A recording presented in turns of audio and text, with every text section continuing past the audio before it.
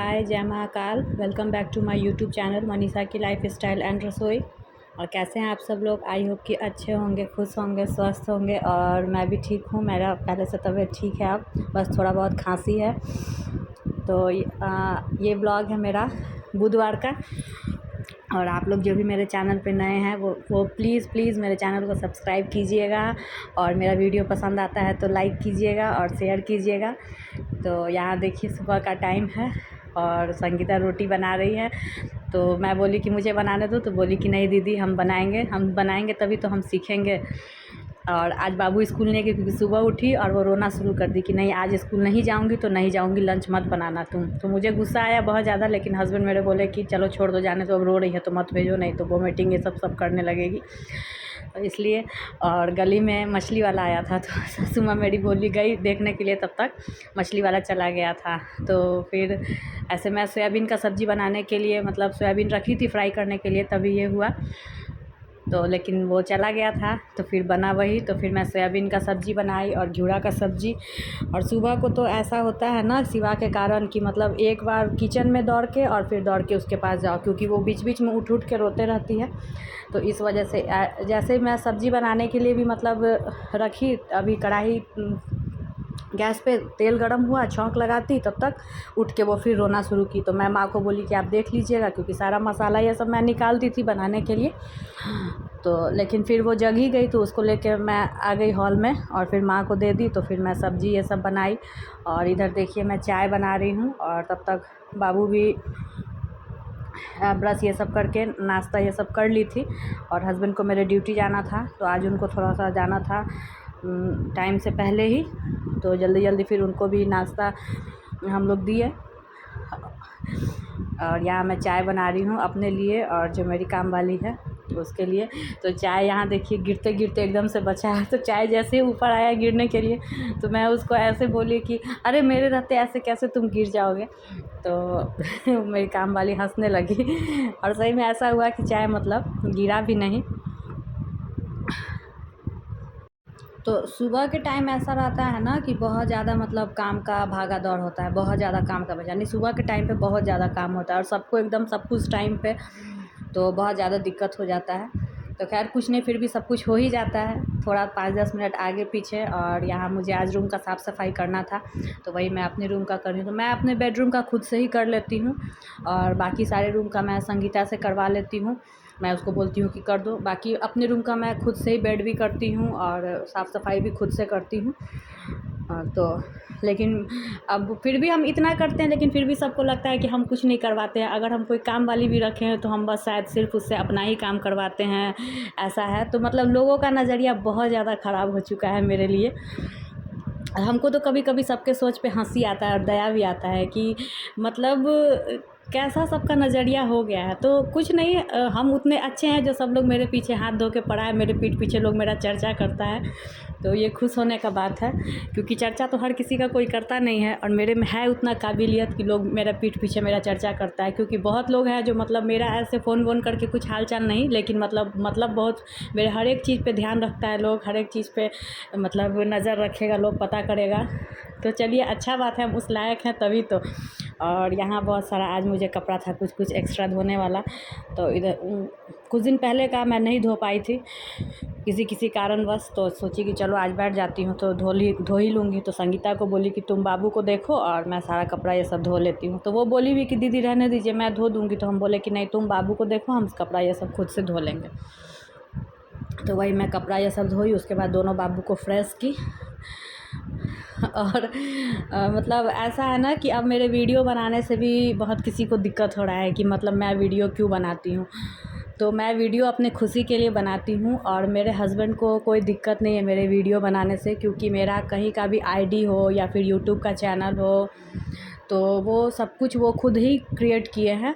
तो इसलिए उनको दिक्कत नहीं है, तो मैं अपना वीडियो बनाना बंद नहीं करूँगी। हाँ, और जिस दिन उनको अगर वो बोले कि हाँ हमको दिक्कत है, नहीं पसंद है, तो उस दिन मैं अपना वीडियो बनाना बंद कर दूँगी।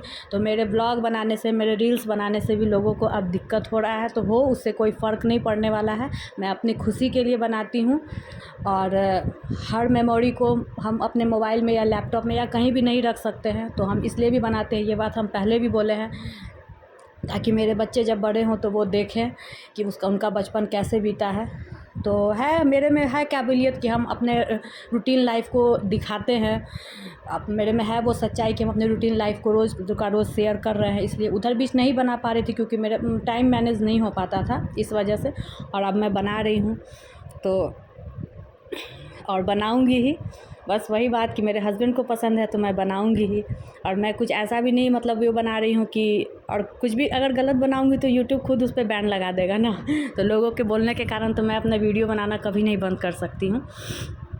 किसी को अच्छा लगे या खुश लगे, बाकी लोग कोई भी बनाता है नहीं बनाता है तो हम थोड़ी ना उसको बोलने जाते हैं कि आप बनाइए या फिर आप क्यों बनाती हैं, ऐसा भी नहीं। और हम अपने वीडियो में किसी को लेना भी नहीं चाहते हैं, क्यों लेंगे कि अगर किसको अच्छा लगता है किसको अच्छा नहीं लगता है।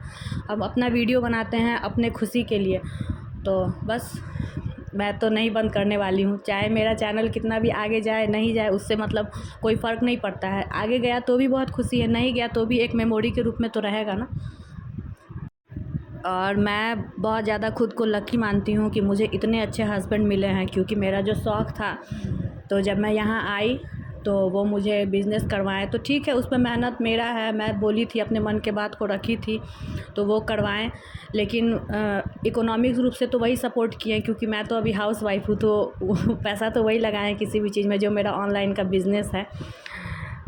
तो उसके लिए उनको दिल से थैंक यू। जो जब वो मेरा ब्लॉग देखेंगे तो बहुत खुश होंगे ये सुन के। तो सच में मुझे भगवान महादेव ने बहुत अच्छा पति दिया है। भगवान ऐसा पति हर किसी को दे। और वो मुझे मानते भी बहुत है, छोटा मोटा नोक झोंक तो हर किसी में होता है, हम लोग में भी होता है।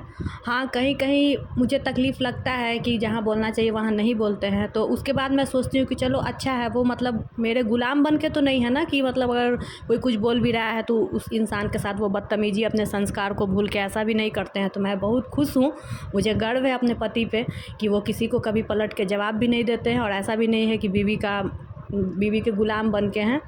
उनको पता है कि कहाँ किसको इज़्ज़त और प्यार देना है। बाकी दुनिया तो बहुत कुछ बोलता है कि वो मेरे गुलाम है, तो वो गुलाम नहीं है, वो एक ऐसे पति है ना जो अपना मर्ज़ी खुद चलाते हैं। वो बीवी से डर के नहीं रहते हैं, या ऐसा भी नहीं है कि बीवी जो बोल दे उसी का बात मानते हैं। खैर छोड़िए। तो और इस सब के बीच में हमको अपना ऑनलाइन बिज़नेस वाला भी काम देखना पड़ता है। तो हम इतना ज़्यादा बिज़ी हो गए हैं ना कि मतलब हम अपने मतलब मायके के लोग से भी उतना फ़ोन पे बात नहीं कर पाते हैं, क्योंकि टाइम ही नहीं है मेरे पास। घर का काम देखो, बच्चा देखो, उसके बाद अपना ऑनलाइन बिज़नेस वाला काम भी देखो, तो मेरे पास टाइम बिल्कुल भी नहीं है। और हमको खुशी है इस बात का कि कम से कम ये तो नहीं है ना कि मेरे वीडियो बनाने से बहुत किसी को दिक्कत है। तो ऐसा तो नहीं है ना कि हम अपना फ़ोन पे समय बर्बाद कर रहे हैं, किसी से बात कर रहे हैं, किसी का शिकायत कर रहे हैं, तो ऐसा भी नहीं है। तो हम अपने आप में बिज़ी हैं तो बहुत अच्छा है।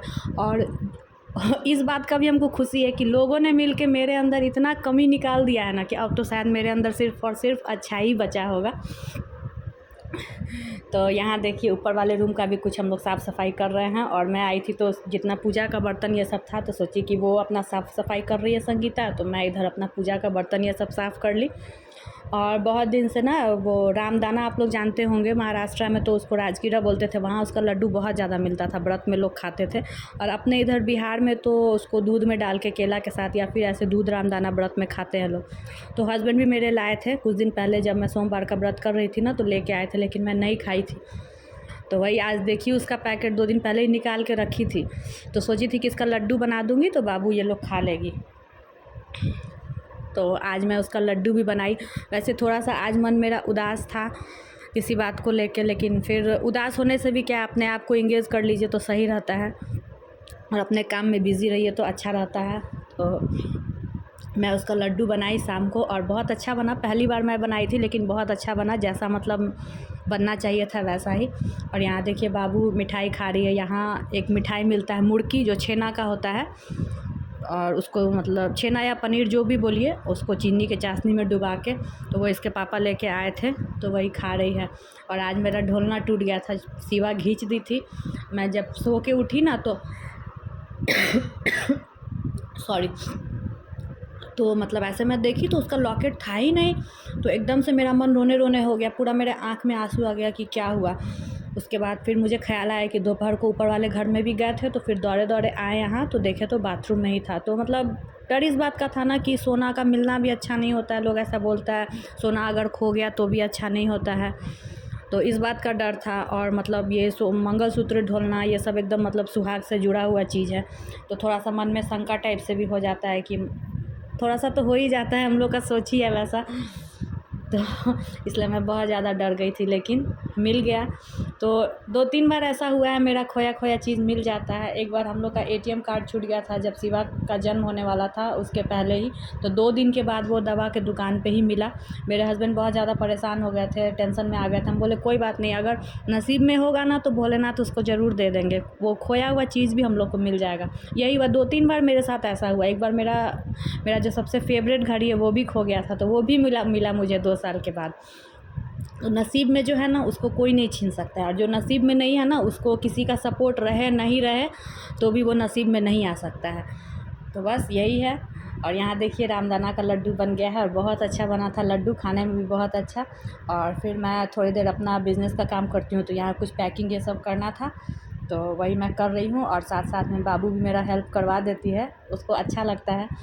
छोटी वाली बाबू को तो मैं नहीं लेके आती हूँ इस टाइम ऊपर, क्योंकि वो अगर आती है ना तो वो सारा चीज़ फैलाने लगती है, तो उसको संगीता और माँ पापा जी के पास छोड़ के ही आती हूँ। संगीता देख लेती है, उसको कुछ उसको